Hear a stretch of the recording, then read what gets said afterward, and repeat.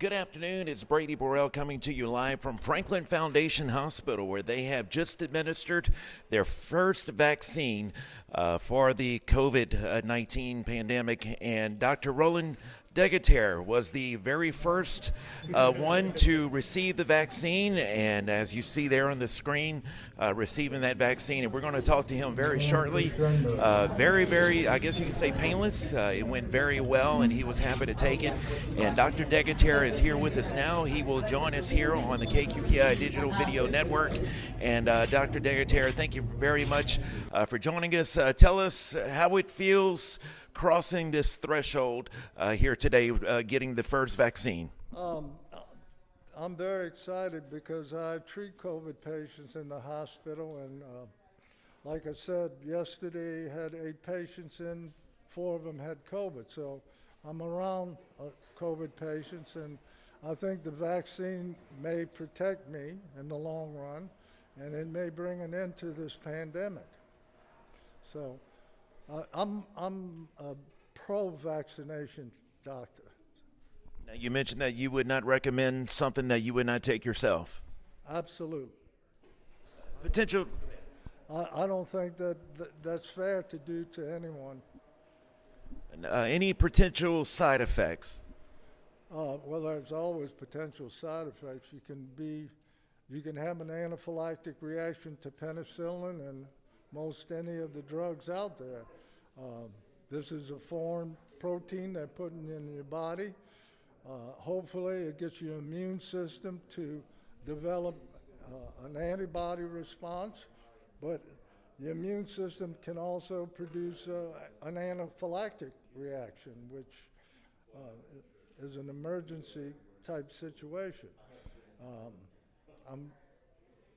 I would consider that there may be some side effects down the line, but this having a 95% effective rate compared to the flu vaccines, which usually are 40 to 60%, I'm confident that it's going to give me protection against COVID.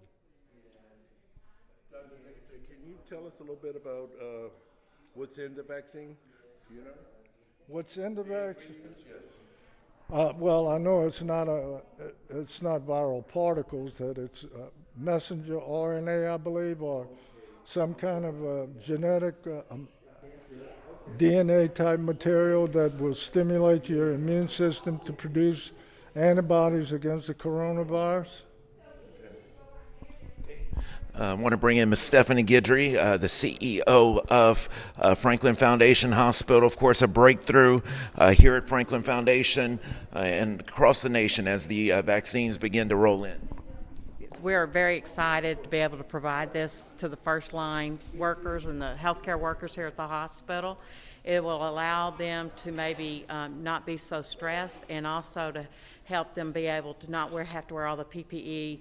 Now, when all that will start, we're not real sure, because they can't really tell us how fast those antibodies will be built in the system. It's a 21-day divide from shot to shot. So we're hoping it will give some relief to our healthcare workers and to the community.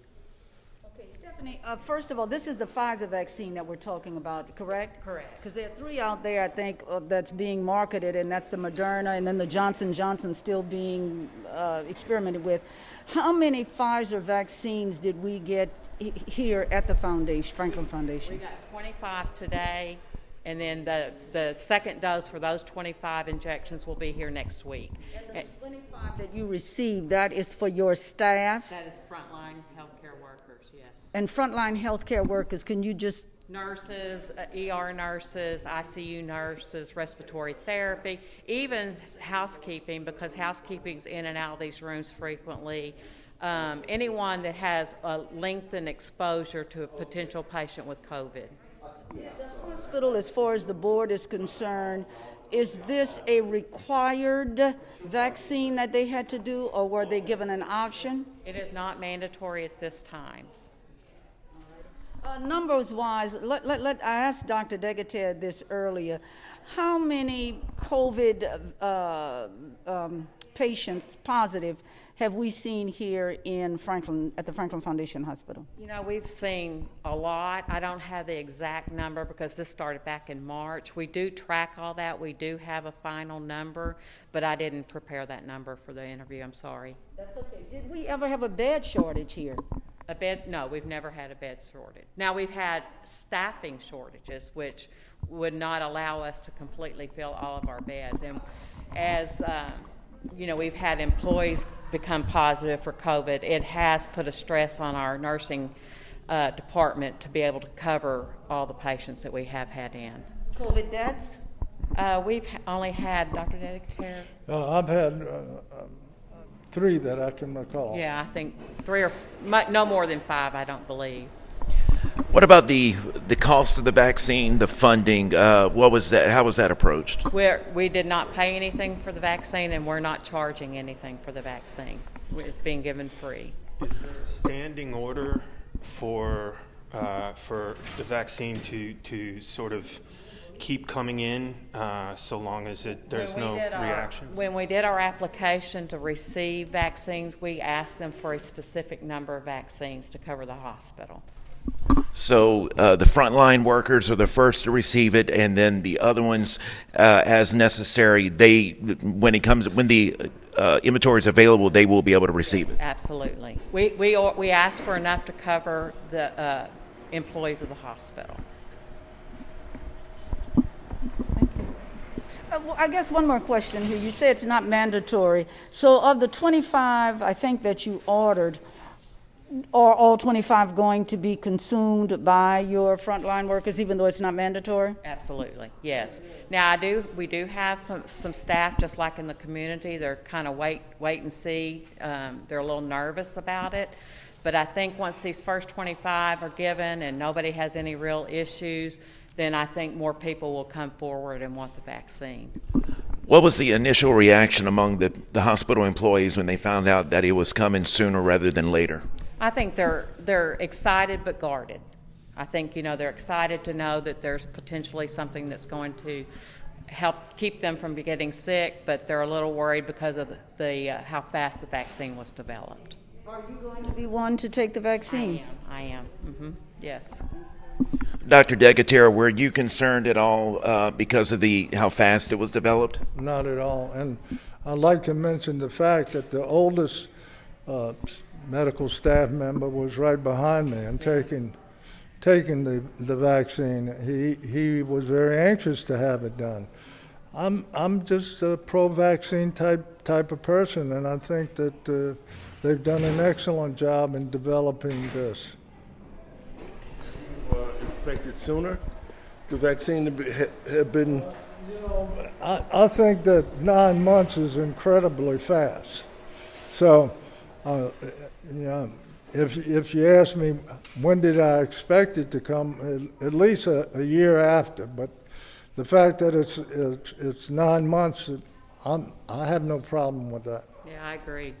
I agree with Dr. Degatere. Definitely, in your career, did you ever think that you would see something like a COVID-19 to take over a hospital situation? Not in a million years. I mean, there's been other pandemics, but I was very young during those times, and I never would have dreamed that we'd all be walking around with a mask on day to day. So, yeah. And let me just say this too, the hospital, the physicians, everyone has done an outstanding job through this whole pandemic because it's stressful. It is so stressful. It's not only stressful on the employees, but they go home to their families, they're fearful. So they've done an outstanding job caring for this community. The vaccine, the Pfizer vaccine, for sure, has to have a certain temperature, whatever.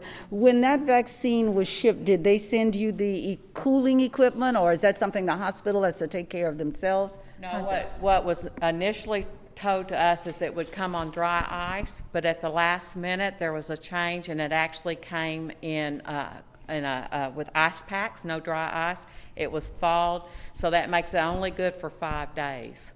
if it had come on dry ice, it would have been good for 15, and then once you take it out of you thaw it, it's good for 5. So now the vaccine's only good for 5, but we're going to give all those 25 out long before 5 days.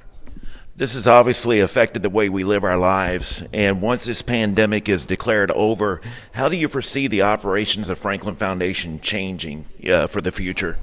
Well, we've bought a lot of equipment, new technology. I think in a lot of ways, as bad as it has been, some good has come out of it because of the CARES Act funds. We've been able to elevate our technology and our equipment, and so I just see us providing the same great care we've always provided, but with newer technology. Alrighty, that'll wrap it up for here at Franklin Foundation Hospital. I'm Brady Borrell.